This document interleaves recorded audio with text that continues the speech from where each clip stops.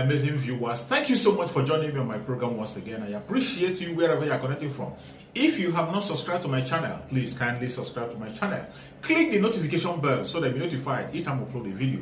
You will be among the first to receive it. Thank you so much and remember blessed. Whenever you look my video, whenever you watch my video, share the video to all platforms. Share it to family and friends. Share it in your WhatsApp group so that people can get information on what is happening in the contraption called Nigeria, mainly against the Biafrans, against the Duduas, against the indigenous people in the contraption called Nigeria. I try as much as possible to set the record straight. I don't preach hate speech. I don't speak against people. I set the record straight. The only important thing I do here is to make sure that the plight of the people remains on the front burner and the world will know the true story of what is going on in the contraption called Nigeria. Remember, they will always change the narrative. The government will always try as much as possible to use the conventional media to change the narrative, but that I will not allow. In this platform, we'll set the record straight and we'll say it the way it is. Not preaching hate speech, not by talking down to anybody, but setting the record straight and bringing the information to the front burner and letting the world know the exact situation of things. Each time you watch my video, you can equally go to the comment section, put down your comment, say it the way you feel it. It's so welcome. You can criticize if you so desire, but do it constructively so that we can be able to learn from one another. That is why I'm here. And now, I'm going to share with you a very important video. I hope after watching the video from the beginning to the end, you're going to enjoy the video and you continue to stick around and be able to enjoy the rest videos that are going to be coming your way from time to time. Thank you so much for coming. Today, the video I'm going to share with you is a very important video. Good morning and welcome to this special edition of my presentation. I call today's presentation a special one because of what we want to do today, what we want to achieve and what we stand to gain at the end of the day. I will advise my viewers to watch this video with an open mind. If you refuse to watch this video with an open mind, then you will have yourself to blame at the end of the day. I want to introduce the man you are seeing on your screen. The man you are seeing on your screen is Mazi Nnamdi Kanu, the leader of the indigenous people of Biafra, IPOB. He controls over 50 million people all over the world. I call him the Eye of Africa. I call him the Lion of Africa and the Savior of Africa. With him, I am very optimistic that Africa will come out of its backwardness and come to its original settings. With him, Africa is going to have lights, and Brim of Lights is gradually creeping into Africa with this man you're seeing on your screen in the picture. The man you're seeing on your screen is a well-respected Igbo man that Biafrans respect so much. When he declares lockdown in Southeast, everybody obeys. Not even a bird will come out. Any day he declares a lockdown in the Southeast. In fact, the governors of the southeastern part of Nigeria are afraid of him. They run inside their holes at the mention of his name. That is the man you're seeing on your screen. When he speaks, everybody listens to him. When he gives order, everybody follows him. Presently or currently, the man that I'm just talking about is in DSS custody. And the whole of Southeast is on total lockdown to show solidarity to his illegal, extraordinary rendition from Kenya down to Nigeria. The southeastern part of Nigeria are on lockdown because of his illegal arrest. Now, this man is in DSS custody, and I am concerned. I am worried about him. That is why we are making this presentation. Once again, thank you for joining me. The man you see here is the president of Nigeria. His name is Buhari. He represents the entity called Nigeria. And the man you are seeing here, his name is Mazi Nnamdi Kanu. He's the leader of IPOB, the Eye of Africa, and the hope of the common man on the street. He's in DSS custody. And I am worried to know why Nnamdi Kanu, a man of this magnitude, will live wherever he's staying outside the country, why this man should be kidnapped like that, like an ordinary man, like a common man. I have already advised you to watch this video with an open mind. But if you refuse, then whatever you see, you take. Someone is the reason why this man is in DSS custody, and we have to unravel the person. This is 7 months, still counting, ever since this man, Nnamdi Kanu, is in DSS custody, suffering, detained illegally. And I want to know why. What happens to the organization that is supposed to protect the movement of Mazi Nnamdi Kanu? The fact that Nnamdi Kanu could leave Kenya or anywhere he is, illegally kidnapped, adopted by the government of Nigeria, means that the organization, IPOP, is porous. And question must be asked. Somebody must be held accountable. Why was Nnamdi Kanu kidnapped from Kenya easily? I have listened to everybody's opinion. I watched or listened to people's opinion with keen interest. I did my research, I asked questions. I asked people questions. This is 5 months I brainstormed. And I have gathered my hypothesis to unravel who sold Nnamdi Kanu out to the enemy. If up till now you are still doubting that Nnamdi Kanu was not sold out, then you are not an intelligent man or woman. When the news broke out that Nnamdi Kanu was adopted, kidnapped from Kenya to Nigeria, people reacted differently. Some people were crying. Some other people were rejoicing. Now there are some concerned Nigerians that faulted the government of Nigeria. Why they did what we call misplacement of priority. These concerns Nigerians are human rights activists. They are not Igbo men or women. They are not even Biafrans. They are just concerned people.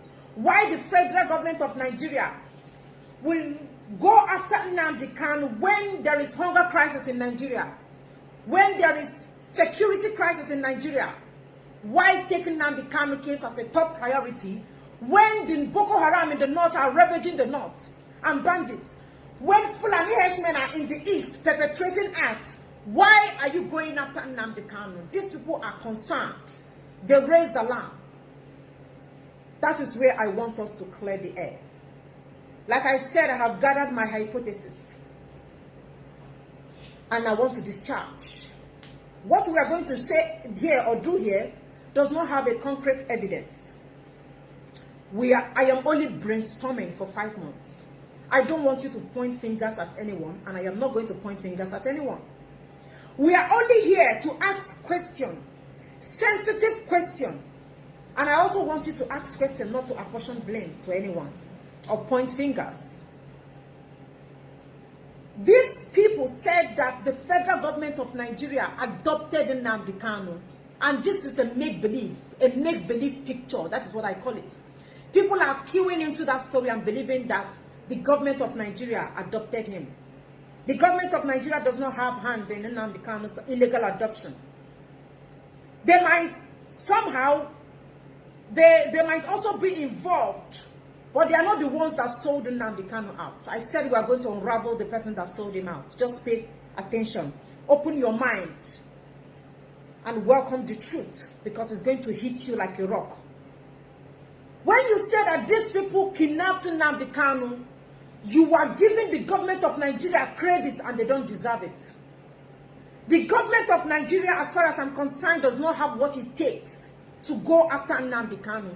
They don't have the human resources. They don't have the facilities. They don't have the manpower to adopt Nnamdi Kanu. When you say that the government of Nigeria went after Nnamdi Kanu, you are saying that they have what it takes. They don't deserve it. Don't give them such honor. Don't give them such credit. They don't have what it takes to go after Nnamdi Kanu. You are trying to say that they did underground search. They did underground work to find Nnamdi Kanu's location. No. Do you know why I said that? Before Nnamdi Kanu's adoption, I don't think Nnamdi Kanu was wearing body tracker. Nnamdi Kanu was not having any chip inside his body. Nothing to dictate his location. So how is it possible that the government of Nigeria located Nnamdi Kanu's location and adopted him? Not possible. Now, this is where I want us to solve a puzzle. At this juncture, I want us to do arithmetic, mathematics, using our brains. I said Nnamdi Kanu was sold. If you still insist that the government of Nigeria did it, I understand your claim. before Nnamdi Kanu's illegal adoption. There is this video that was circulating online. I think some Arewa boys or Hausa boys, they placed a bounty on Nnamdi Kanu, that anybody that finds Nnamdi Kanu will get 100 million naira. I can understand that is why some people are still believing that the government of Nigeria adopted him. No.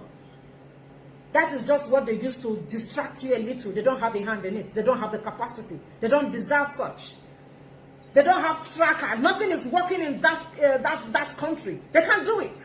Someone sold this man out, and we want to know who the person is. Who did this? Who sold Nnamdi Kanu out? If the government of Nigeria went on their own to do the research to get Nnamdi Kanu out, do you think that if they find Nnamdi Kanu, they are going to spare him? Do you think that if the government of Nigeria manages to trace Nnamdi Kanu location, that they are going to allow him to breathe the next day? Don't forget that this government does not obey court order. This government does not value human life. This government does not like peace, fairness, and equity. They said that they brought him down to Nigeria to face his charges. Do you believe that? Don't forget that this same government said or claimed that Nnamdi Kanu facilitated the people that destroyed the Lagos state during or after NSAS protest. This same government claimed that Nnamdi Kanu is a terrorist, that IPOP is a terrorist organization. The same government is angry that Nnamdi Kanu is exposing a lot of things in their government. This same government is angry that Nnamdi Kanu is calling for the separation of Nigeria. Now think, I want you to brainstorm. Just do the puzzle, think deeply. How is it possible that this same government will see the man that, according to them, he is the reason why Nigeria is going into serious anarchy? And this government will see Nnamdi Kanu, trace Nnamdi Kanu, track him down to his location, and allow him to see the light of the next day. Do you think that is possible? It is not possible. If they had tracked Nnamdi Kanu down, the story could have changed. The story you are hearing now is not what will be told. You could have woke up and hear that Nnamdi Kanu was found dead. God forbid. That Nnamdi Kanu has been killed by unknown people. God forbid, I don't wish it for Nnamdi Kanu. Don't forget I said we are solving a puzzle and we are gathering hypotheses. We are not blaming anybody. We are only brainstorming. I personally believe that if they had found him, don't forget they called him a terrorist. When you see a terrorist, what will you do? You shoot at sight. If they had seen Nnamdi Kanu, such Nnamdi Kanu alone, they would not allow him to, personally believe they would not allow him to see the light of the next day. Someone close to Nnamdi Kanu sold him out. A man he eats and drinks with. Somebody that he believes and trusts. The fact that Nnamdi Kanu is the leader of IPOP does not mean that he's not vulnerable to someone. He's a human being. He's prone to make mistakes. He's prone to believe people. There are some people that Nnamdi Kanu believe. Those people knows his artillery. They knows his routes. They knows everything that he does. Those are the people that sold him out. And for what reason? Don't forget we said we are going to unravel the person. I hope you've understood what we tried to explain here. That these people does not have what it takes to go after Nnamdi Kanu. Someone sold him out here. And those people are from Igbo extraction. Ndi Igbo. Forget these people. Let us leave them. We know they have their own problem. Let's concentrate on our people. Someone Nnamdi Kanu trusted did this to him. Someone he trusted, he valued the person. He told the person his whereabouts. The person did this. Someone struck a deal here. Someone gave Nnamdi Kanu out, his location. And this is what played out. Don't forget that we are still brainstorming.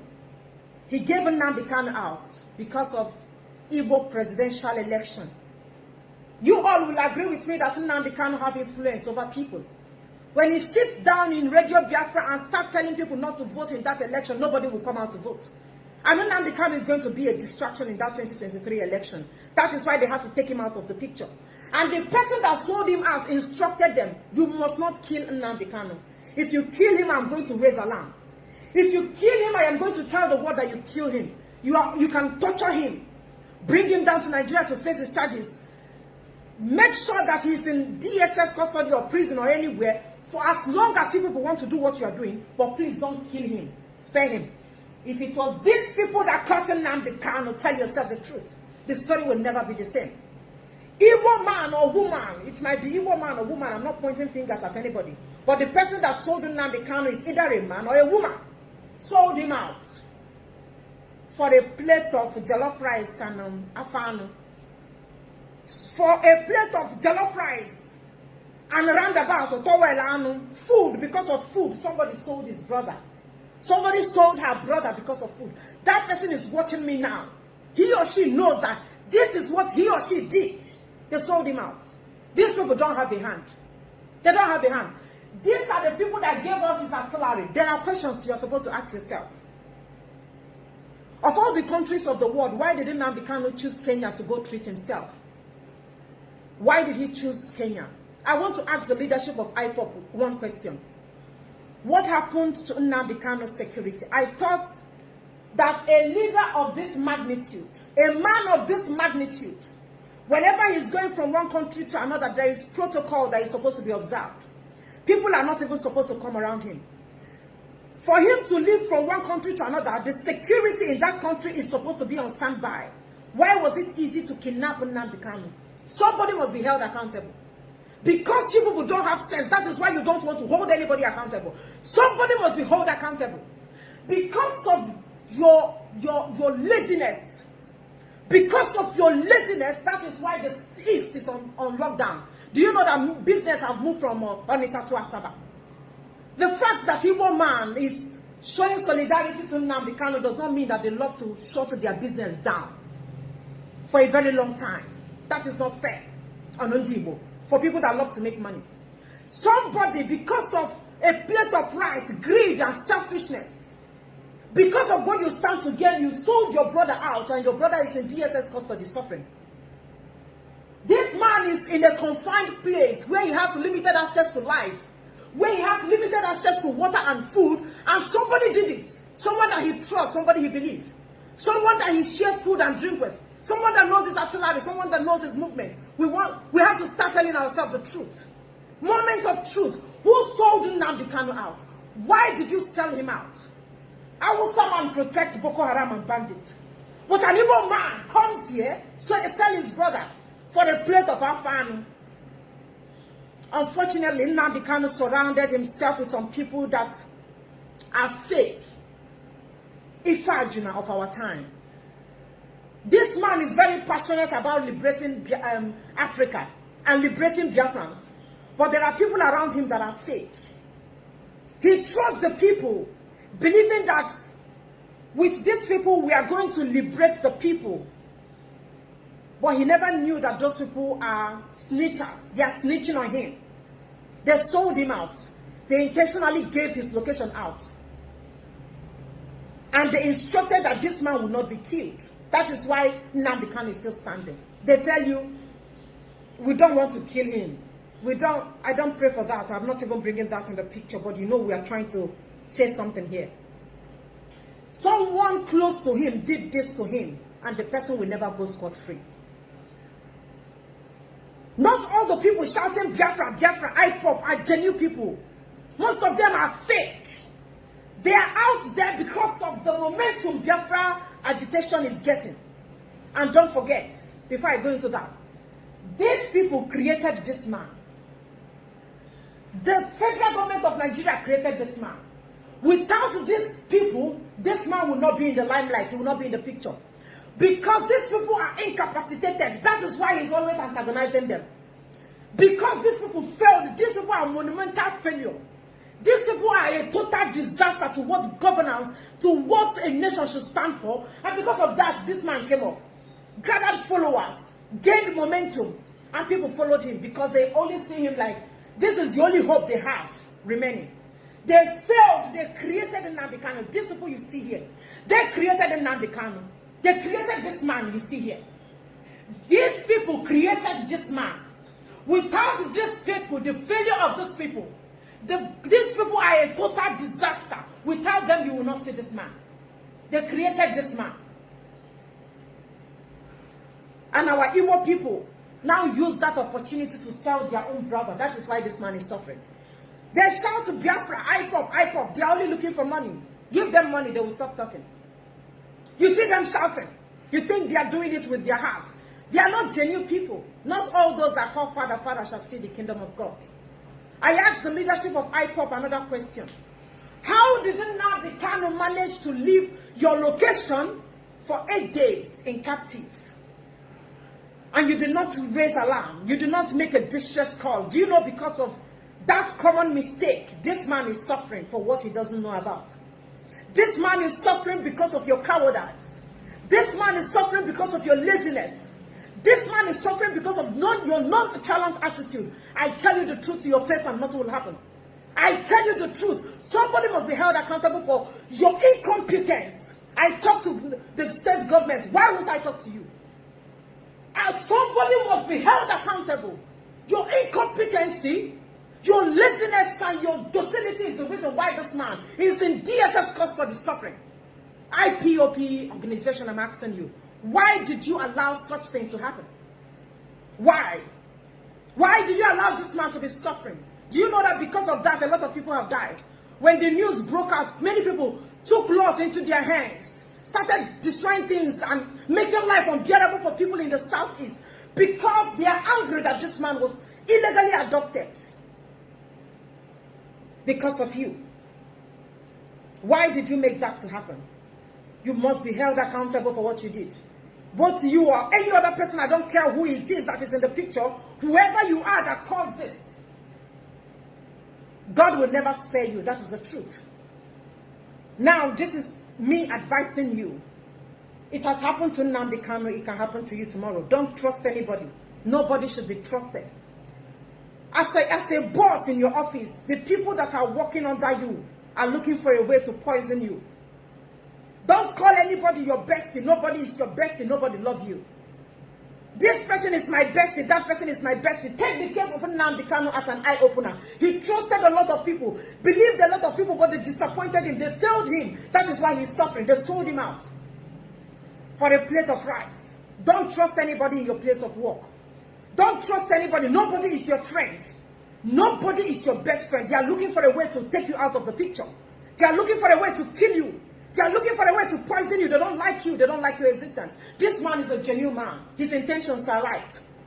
He's passionate in what he's doing, but he surrounded himself with people that are not passionate, and that is why he's suffering. Don't allow your case to be that case. That person that did this will never go scot-free. What happened to Nebuchadnezzar will be a little thing compared to what happened to you. Because you sold your brother. You told the enemy of your brother, the artillery of your brother. That is why your brother is suffering. You will never go scot-free. I promise you that. I assure you. You will never, ever, ever run away from the wrath of God. Don't believe anybody. Nobody should be trusted. Nobody is supposed to be trusted. Once again, I am shouting to the world. I am telling the world. Releasing Nnamdi Kanu immediately, because it's not the problem of Nigeria. Release this man because he's the eye of Africa, and he's the reason why Africa will come out of this nonsense setting that is not favoring anybody. Releasing Nnamdi Kanu, he's the hope of Africa and the eye of Africa. Thank you for watching. We must continue. We move. It doesn't matter what they do. It doesn't matter what they say. They will kill us. We will kill them. At the end of the day, Biafran is here. Thank you for watching. If you have not subscribed to the channel, please kindly subscribe to the channel. Click the notification bell so that you're notified each time I upload a video. You will be among the first to receive it. Thank you, and remember blessed. Bye-bye. See you again.